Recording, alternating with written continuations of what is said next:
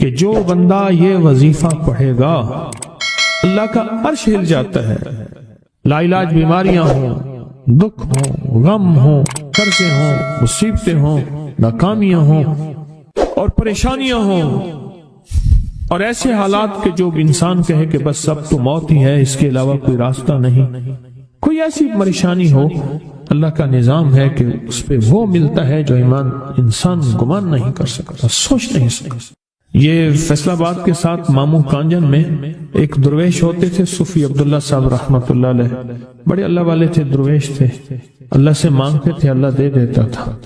تو مجھے ان کے ایک شاگرد نے بتایا، اردو بازار لاہور میں ہوتے تھے، کہنے لگے کہ میں ایک دفعہ گیا تو مجھ سے فرمانے لگے کہ میرے سارے کے سارے طالب علم استاد جمع ہو کے آ گئے کہ ہمارے جو ہے وہ ہمارے راشن نہیں، کھانا پینا کچھ نہیں، تنخواہیں نہیں ملی، سب چیز ختم ہو چکی ہے، تو اب ہمیں اجازت دے دیں، آپ کے پاس تو ہے نہیں۔ اچھا فرمایا مجھے چند دن دے دو، جتنا اور دن صبر کر لیا، چند دن مجھے دے دو۔ تو فرمایا پھر بیٹھ گئے مصلی اور جو سورۃ فاتحہ پڑھی نا جب آتے تھے نا، ایاک نعبد و ایاک نستعین، اس کو جو وجدانی کیفیت کے ساتھ دل کی گہرائیوں اندر کے درد کے ساتھ پکارتے تھے، اتنا درد، اتنا غم، اتنا درد، اتنا غم جو پکارتے تھے، ایسے محسوس ہوتا تھا کہ زمین ساری کی ساری ہل رہی اور ہر طرف ایک نظام چل رہا ہے۔ اور جب پھر اس صورت کو پورا کرتے تھے، پھر سورۃ فاتحہ پڑھتے تھے، اور جب پہنچتے تھے ایاک نعبد و ایاک نستعین، پھر ایسے ہی جو ہے اس کو دہراتے تھے۔ پر بات یہ ہے وہ دعا پڑھتے نہیں تھے، مانگتے تھے۔ ایک ہے دعاؤں کا پڑھنا، ایک ہے دعاؤں کا مانگنا۔ وہ دعا پڑھتے نہیں تھے، مانگتے تھے، اور اللہ مانگنے والے کو دیتا بھی ہے، اللہ مانگنے والے کو عطا بھی کرتا ہے، اور اللہ کی رحمت مانگنے والے کے ساتھ سدا رہتی ہے، ہمیشہ رہتی ہے۔ وہ دعا پڑھتے نہیں تھے، مانگتے تھے۔ بس کہا کہ ایسے مانگے، ایسا مانگا، ایسا مانگا کہ اللہ پاک کو ترس آیا۔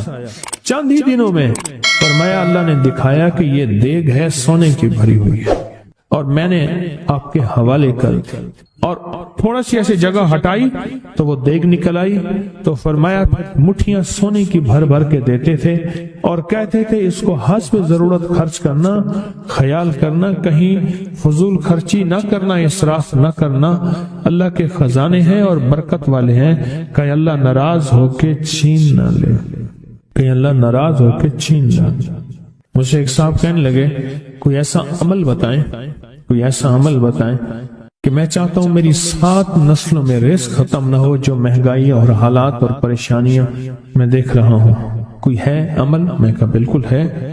میں نے کہا روزانہ 40 منٹ بیٹھ، 40 منٹ صبح دوپہر شام، جو تیری تنہائی کا وقت ہو، کہ یا اللہ دنیا میں ایسی جگہ کوئی کہیں ہوتی، اکیلے بیٹھے رہتے یاد تیری دل نشیں ہوتی، اکیلے بیٹھے رہتے یاد تیری دل نشیں ہوتی۔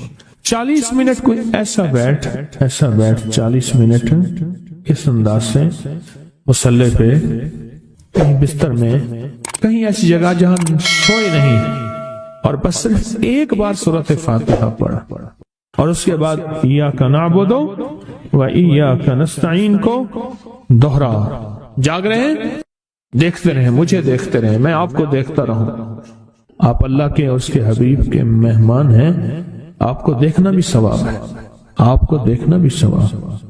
تو میں نے اسے عرض کیا کہ بس اس کو وجدان سے پڑھو، ایسے پڑھ کے رونگٹے کھڑے ہو جائیں، آنسو بہنے لگ جائیں، دل کے اندر کا درد اور دل کا اندر کا غم، اور اللہ کے سامنے حاضری، استحضار، اور یہ کیفیتیں تیری ہوں کہ بس اس کے علاوہ کوئی مجھے یاد نہ رہے۔ اس درد سے پڑھو 40 منٹ۔ 40 کے عدد کے ساتھ کائنات کے رازوں کا بڑا تعلق ہے۔ 40 کا جو عدد ہوتا ہے، بس 40 کے عدد کے ساتھ پڑھ، اور بہت توجہ سے پڑھ، اور بہت دھیان سے پڑھ، روز پڑھ۔ مجھ سے کہنے لگا کتنے دن پڑھوں؟ تو میں نے اس سے کہا مجھ سے یہ دن نہ پوچھ، تیرا دل خود بولے گا کہ فیصلے ہو گئے ہیں، بس ختم، دل خود بولے گا یہ بتائیں کہ پیٹ بھرتے ہوئے کوئی گھنٹی بجتی ہے یا دل خود بولتا ہے کہ پیٹ بھر گیا؟ پیاس میں بھی کوئی کہتا تو نہیں ہے کہ آپ کی پیاس بجھ گئی ہے، وہ دل خود بولتا ہے کہ بس اب پانی کی ضرورت نہیں ہے۔ نیند سے دل بھر جائے تو بس دل بس اب سو لیا، وہ اٹھیں۔ اسی طرح دل خود بولے، دل خود بولے، کیا بولے؟ دل خود بولے، اور دل اندر بولے، دل اندر بولے کہ اللہ پاک جل شانہ نے نسلوں کے لیے رزق کی عزت، دولت، برکت کے فیصلے کر دی، بس دل بولے۔ کتنے دیر کر؟ اب یہ تیری اپنے مانگنے میں ہے، اب یہ تیری اپنے مانگنے میں ہے۔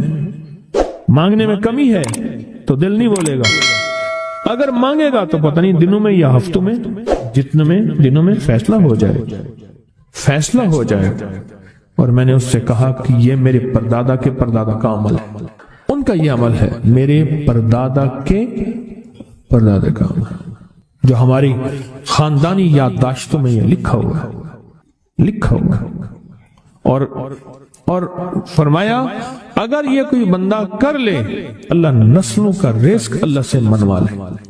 اور میں نے اس سے کہا خیال کرنا، رزق کے روحانی ساتھ منوانا، رزق کے روحانی ساتھ منوانا، رزق کے روحانی ساتھ منوانا، ورنہ دولت، مال، چیزیں مل جائے گی جس کے بارے میں کہا جاتا ہے کہ بعض بندے ایسے ہوتے ہیں اللہ پاک ان سے لقمے نہیں چھینتا، سجدے چھین لیتا ہے۔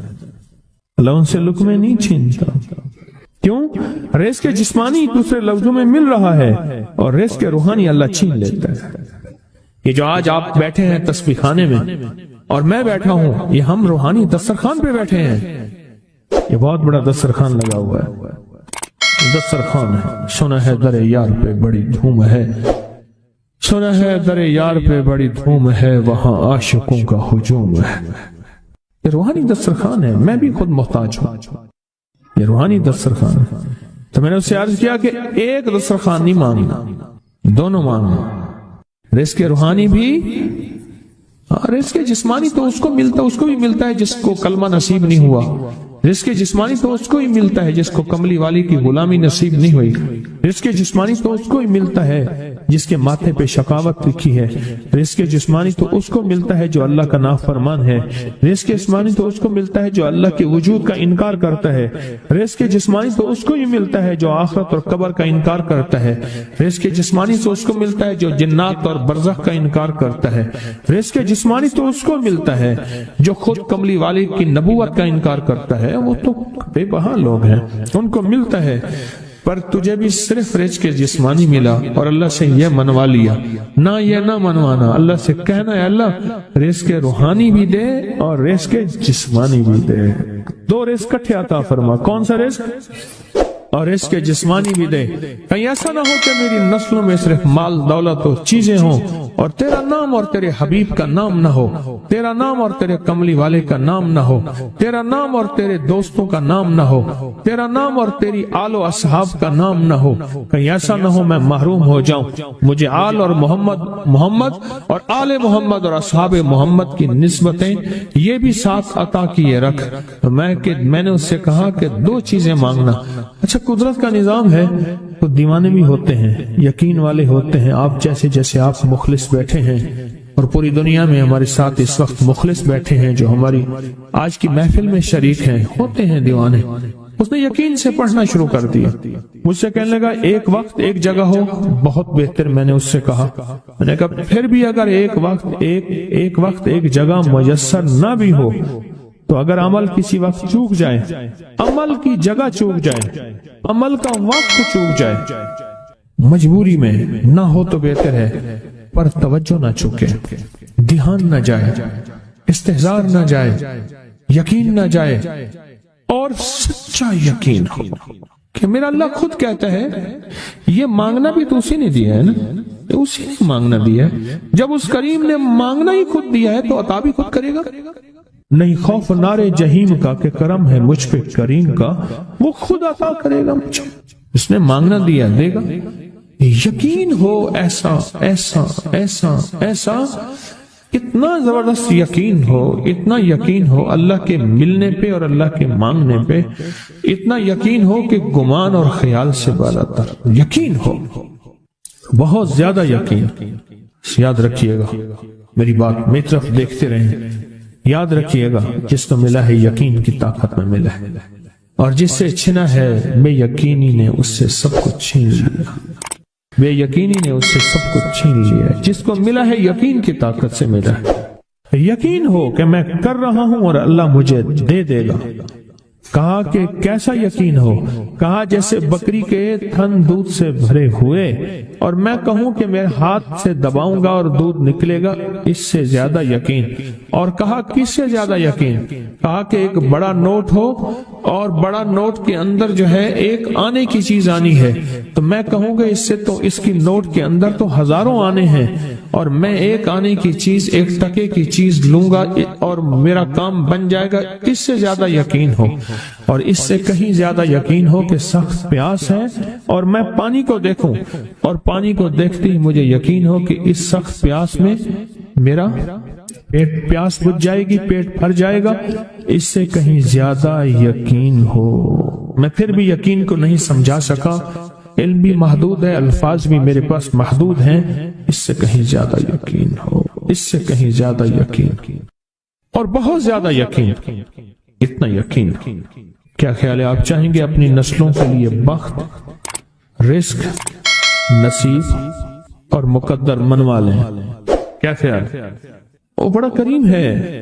میں نے ابھی نہیں بتایا کہ قرآن کا واقعہ سنایا، حضرت موسیٰ اور خضر علیہ السلام کا قرآن کا واقعہ سنایا کہ ان کی 7 نسلوں کا جو ابا تھا نا، وہ 7 نسلوں میں پہلے والا ابا، دادے کے دادے کے دادے کا دادا، وہ نیک تھا، وہ دعائیں مانگتا تھا، وہ اللہ کے ساتھ تعلق میں تھا، اس کا تقویٰ تھا، وہ اس کی نیکی کا اثر، اس کی نیکی کا اثر، اس کی نیکی کا اثر نسلوں میں منتقل ہوا، نسلوں میں منتقل ہوا۔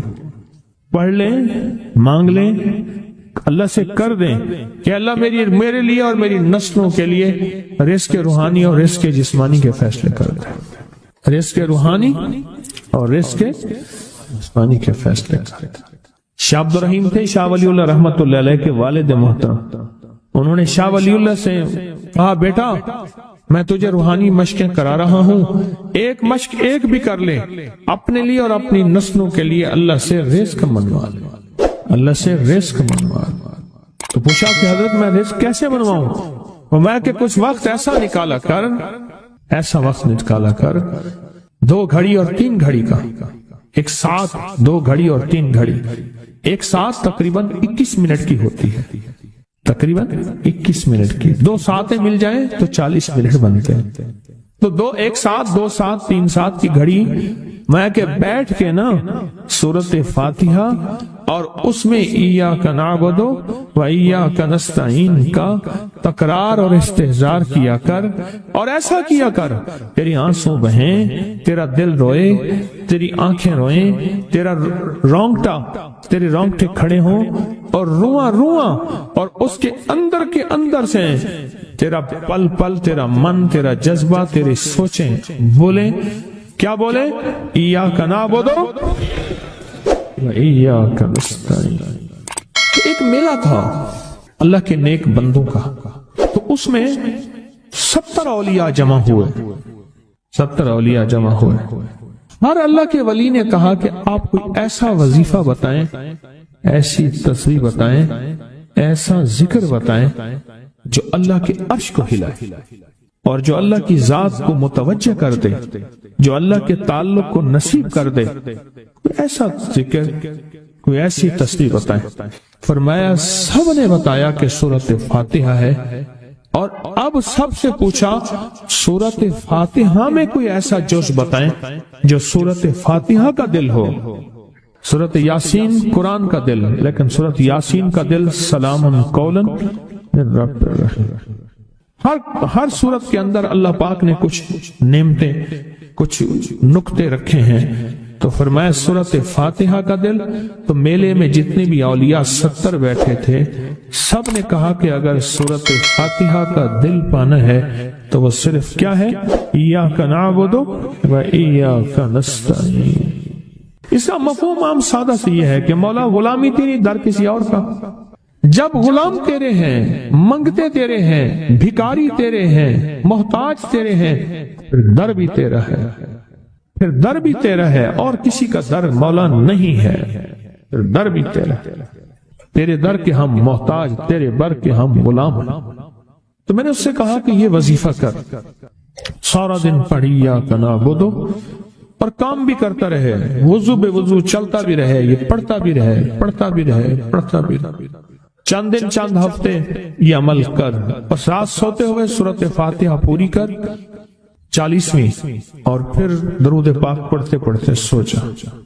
70 اولیاء نے فرمایا کہ جو بندہ یہ وظیفہ پڑھے گا اللہ کا عرش ہل جاتا ہے اور فرشتوں میں کوہرام مچ جاتا ہے، اور فرشتوں میں اللہ کے بارگاہ میں فریادیں ہوتی ہیں کہ یا اللہ یہ بندہ ہے اور اس نے یہ عمل کیا ہے، یہ وظیفہ کیا ہے اور ابھی تک اس کی دعا قبول نہیں ہوئی، یہ مانگا ہے ابھی تک دعا قبول نہیں ہوئی. فرشتوں میں یہ کوہرام مچ جاتا ہے. ایک اللہ کے دوست تھے، سوتے سوتے ایک دم اٹھ بیٹھے. اٹھنے کے بعد وجدانی کیفیت کے ساتھ جو ہے یہ وظیفہ پڑھنے لگے. تو کسی نے پوچھا کہ حضرت کیا ہوا؟ فرمایا میں نے دیکھا کہ اللہ کے عرش کے نیچے جنتی ہیں اور وہ ٹہل رہے ہیں اور سب کی زبان پہ یہی وظیفہ ہے، ایاک نعبد و ایاک نستعین. سب کی زبان پہ یہی وظیفہ ہے اور سب یہی پڑھ رہے ہیں. میری ایک درخواست ہے سورت اخلاص 2 تسبیح زندگی کا معمول بنا لیں، اس کو تو کبھی نہ چھوڑیں. کیا خیال ہے؟ 2 تسبیح زندگی کا معمول بنا لیں، اس کو کبھی نہ چھوڑیں. اس کا فائدہ کیا ہوگا؟ اس کے انوکھا فائدہ ہوگا. اللہ پاک نا نور کی برکت سے، اعمال کی برکت سے نسلوں میں نور اور خیر عطا فرماتے ہیں. پھر نسلوں میں وہ نور چلتا ہے، نسلوں میں وہ برکتیں چلتی ہیں.